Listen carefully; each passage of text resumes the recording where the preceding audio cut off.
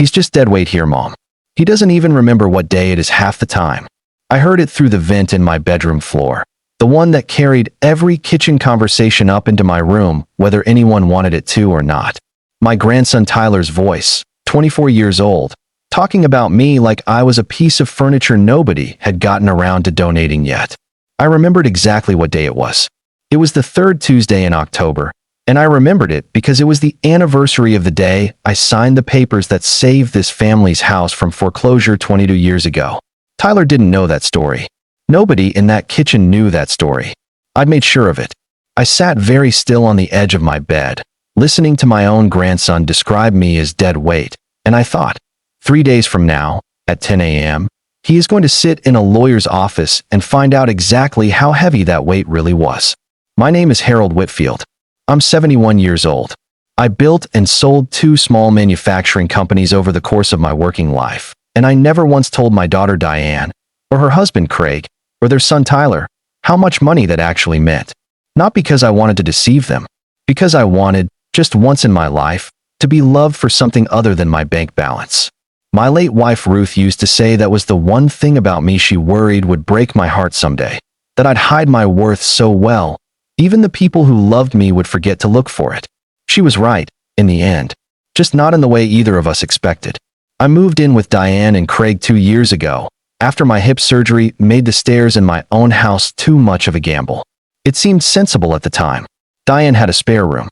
I had a pension, savings, and, though nobody in that house knew it, a portfolio quietly worth just north of $4 million, built slowly over 40 years and never once mentioned at a single Thanksgiving dinner. I kept it that way on purpose. I'd watched too many old friends get taken care of the moment their children learned what they were worth. I'd watched affection curdle into accounting the instant a number entered the room. So when I moved in, I paid Diane a modest amount for rent and groceries, dressed the way I always had, comfortable, unremarkable, and let everyone assume that a retired factory man was living on Social Security and a small pension, same as half the fathers in the neighborhood. For the first year, it was fine. Diane was attentive in the way daughters are when they still remember, somewhere underneath the busyness of their own lives, that their father used to carry them on his shoulders. Craig was polite, if distant, the way sons-in-law often are with fathers-in-law they've never quite figured out how to talk to. And Tyler had just moved back home after college, jobless, restless, sleeping until noon and treating the house like a hotel with better Wi-Fi. The cuts started small, the way they always do. Tyler began referring to my room as the extra room, even though I'd been living in it for a year. He'd walk past me in the hallway without saying good morning. Once, when I asked if he wanted to go fishing, something we used to do together when he was 12, before his grandmother died, before he decided fishing was for people who didn't have anywhere better to be, he laughed, not unkindly, but carelessly, and said, "Grandpa, nobody our age fishes." I let it go. I told myself 24-year-olds are entitled to their own rhythms, their own disdain for slow afternoons on a riverbank. But it kept accumulating. He started eating the groceries I paid for without ever offering to replace them. He'd borrow my car, the one I still drove myself to church every Sunday, and return it with an empty tank, never once apologizing, as though gas simply refilled itself out of respect for his convenience. Diane noticed some of it. She'd apologize on his behalf, quietly, in the kitchen. "He's going through a rough patch, Dad. The job market's brutal right now." I always told her I understood. I mostly did. What I understood less was why understanding always seemed to flow in one direction in that house, toward Tyler's excuses and away from my patience. The moment that really settled things happened at my birthday dinner in July. I turned 71.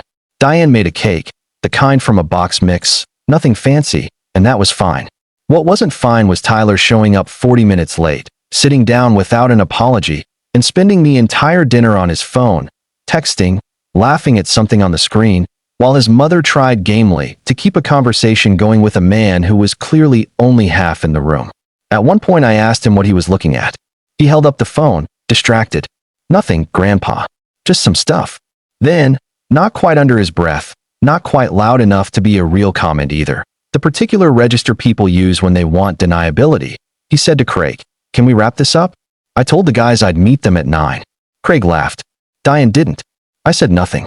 I ate my cake, thanked Diane for the dinner, and went up to my room, where I sat for a long time looking at a photograph of Ruth from the year Tyler was born, the year she held him in the hospital, and cried because she said she could already tell he had my stubborn chin.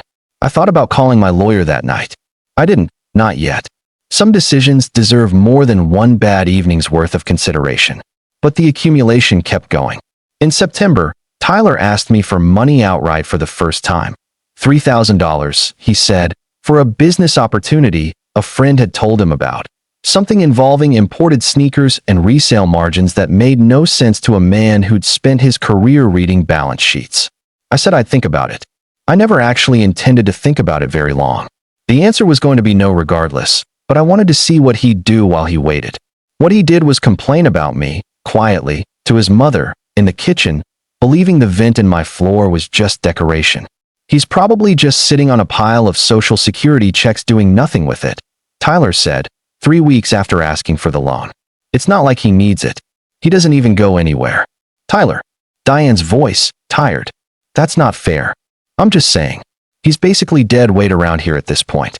Eats, sleeps, watches the news. What's he even saving it for? I sat on the edge of my bed and felt something in my chest go very still and very cold. The particular stillness I remembered from the week after Ruth's funeral, when grief stops being loud and starts being quiet and permanent instead.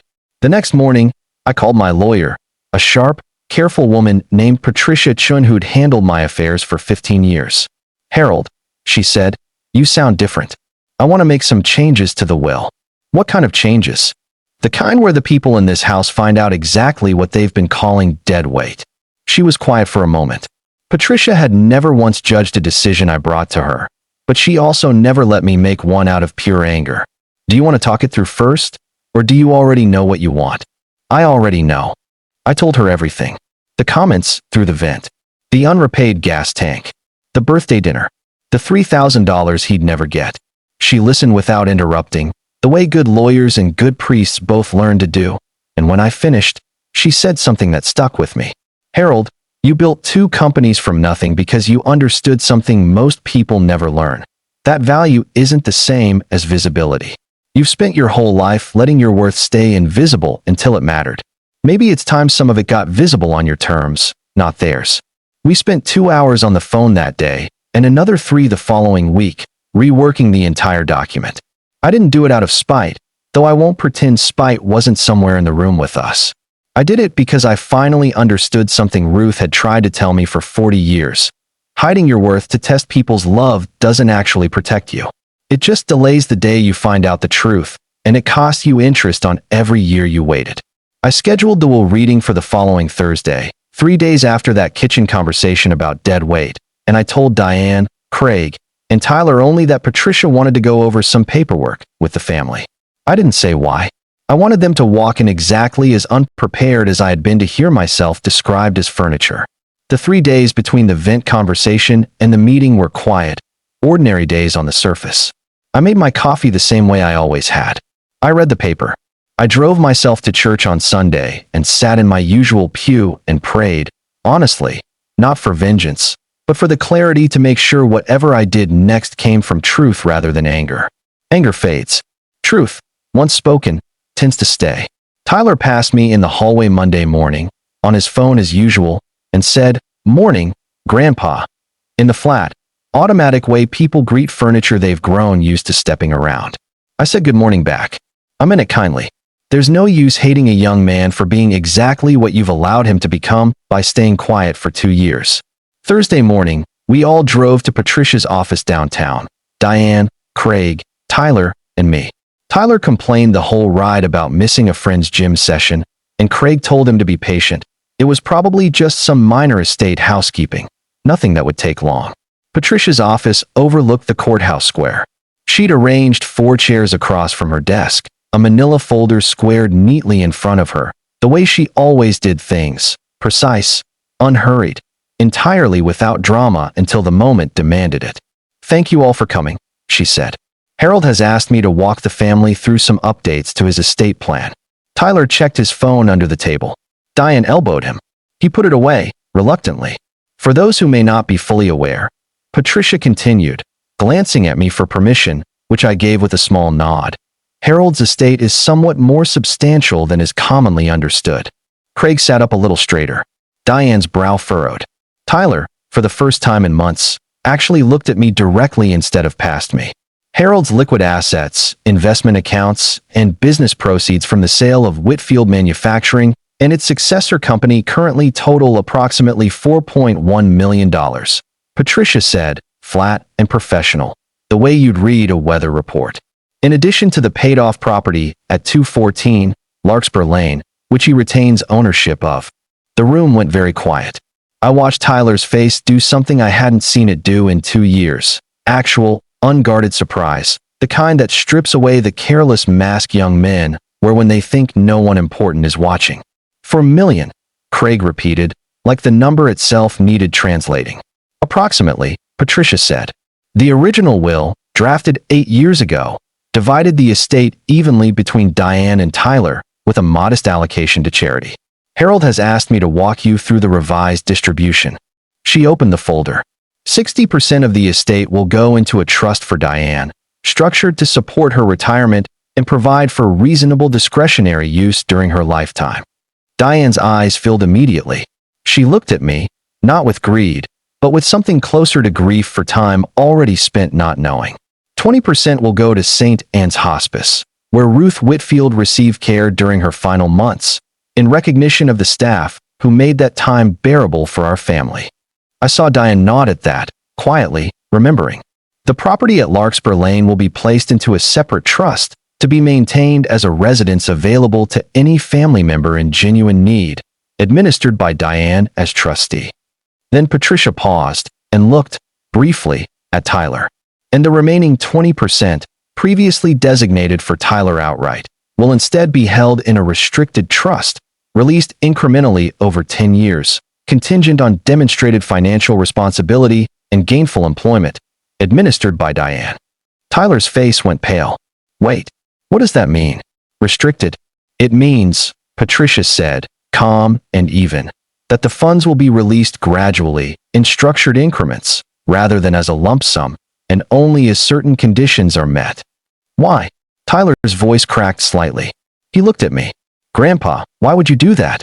I let the silence sit for a moment before I answered.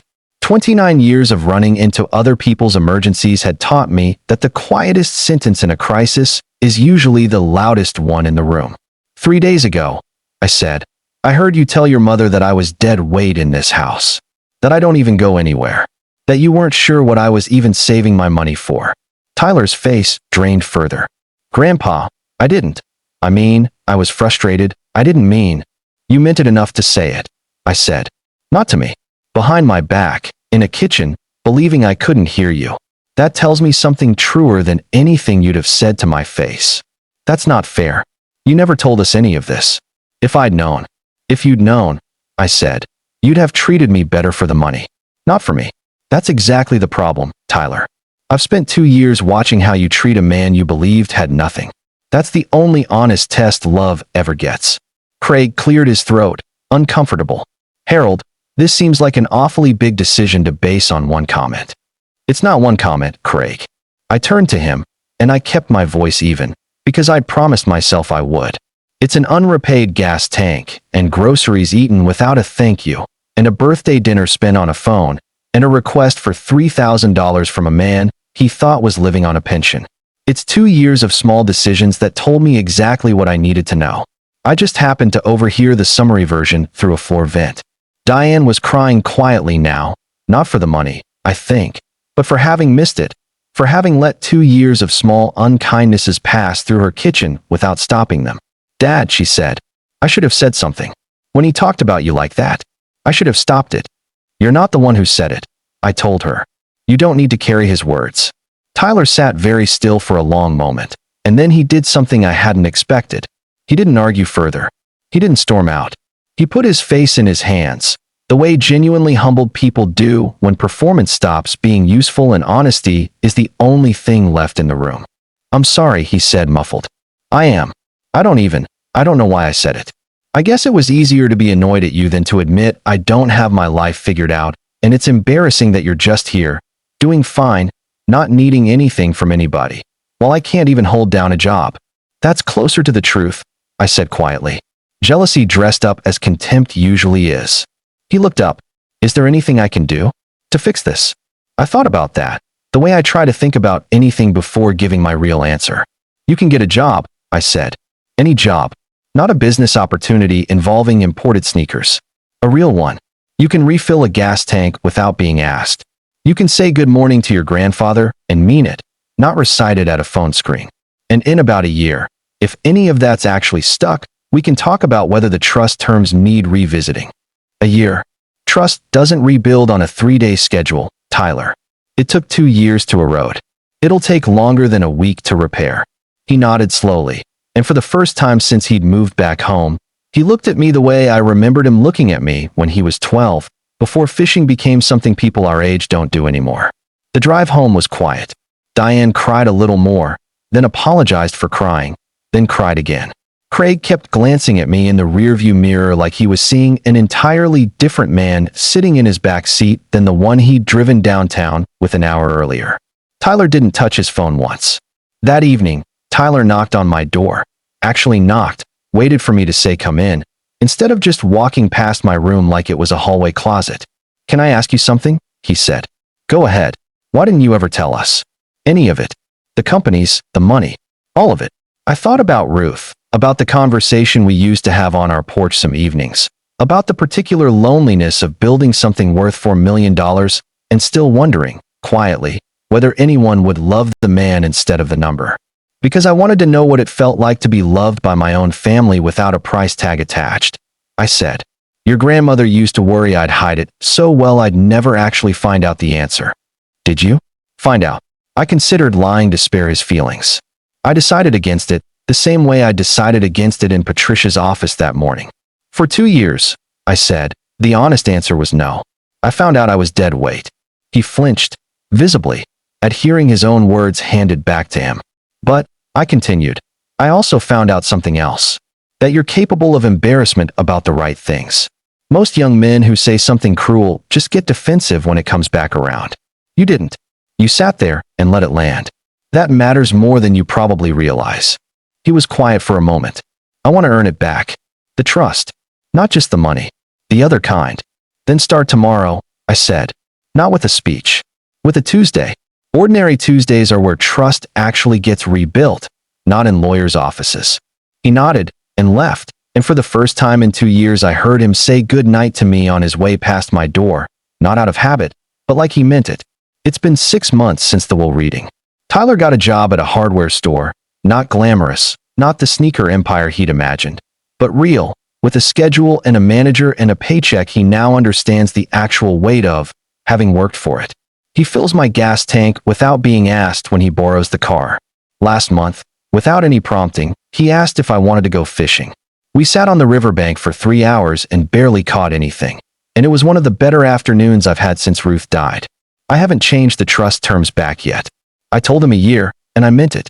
6 months of decency doesn't erase 2 years of contempt, no matter how sincerely it's offered. But I watch him now, the way he says good morning, the way he checks in on Diane when she's had a hard day, the way he no longer talks about anyone in this family like their furniture, and I think Ruth would be glad I finally let my worth become visible, even if it took a lawyer's office and a folder to do it. Money never fixed what was broken in this family. The truth did. The money just made sure the truth couldn't be ignored anymore. If you've ever wondered whether the people around you would treat you the same if they knew what you were really worth, not in dollars, but in everything a dollar can't measure, I hope you find out gently, and not through a floor vent at 71 years old. And if this story reminded you of someone who's been quietly underestimated by the people who should know better, share it with them. Sometimes the truth just needs the right room to finally be spoken in.